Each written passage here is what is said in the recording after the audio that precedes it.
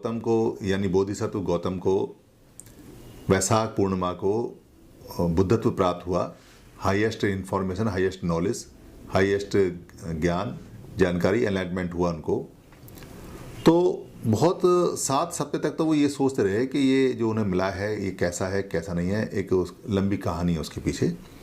उसके बाद में उन्होंने सोचा कि हालांकि ये थोड़ा सा जो इन्फॉर्मेशन है यानी नॉलेज है या जो ज्ञान है ये थोड़ा सा ज़्यादा गूढ़ है, ज़्यादा कॉम्प्लेक्स है, ज़्यादा गहरा है, इसको हर आदमी या आम आदमी पूरी तरह से नहीं समझ पाएगा।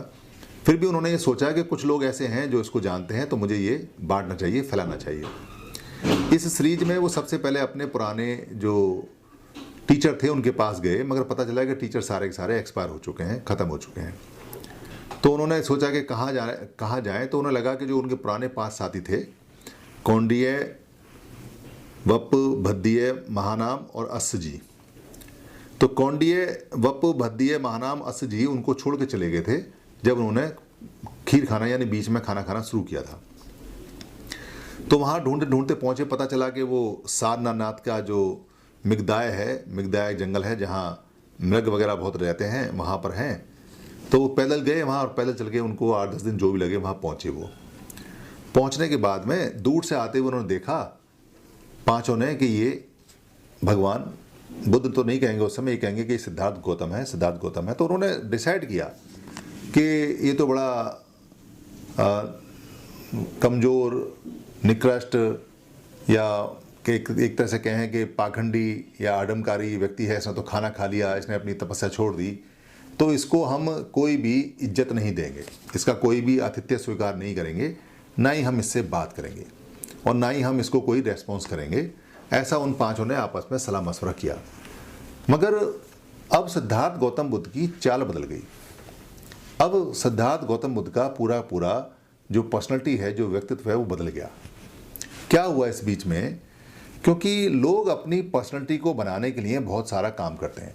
बहुत बढ़िया महंगे कपड़े पहनेंगे, बड़ी बड़ी ऊंची ऊंची घड़ी रखेंगे, सोने का चांदी का कुछ ना कुछ लगाएंगे, बड़ा महंगा पेन होगा, एक बहुत बड़ी कार होगी, उससे भी बात नहीं बनेगी तो बड़ा घर होगा, बड़े बैंक बैलेंस होंगे, एक शादी करेगा। अब यहाँ शादी करना भी क्या बोलते हैं, स्टेटस सिंबल हो गया है। तो 4-4 शादी करेगा, 6-6 शादी करेगा, 10-10 शादी करेगा।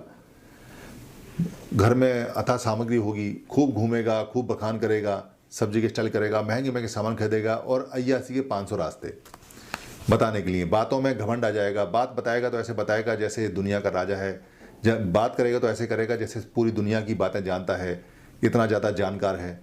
दूसरे आदमी पर रौब करने के लिए, दूसरे आदमी को अपने अंदर करने के लिए, उसको दबाने के लिए, उसे गुलाम बनाने के लिए, उसको प्रेशराइज करने के लिए 500 तरह की चीज़ें पूरी दुनिया ने ईजाद की हुई हैं।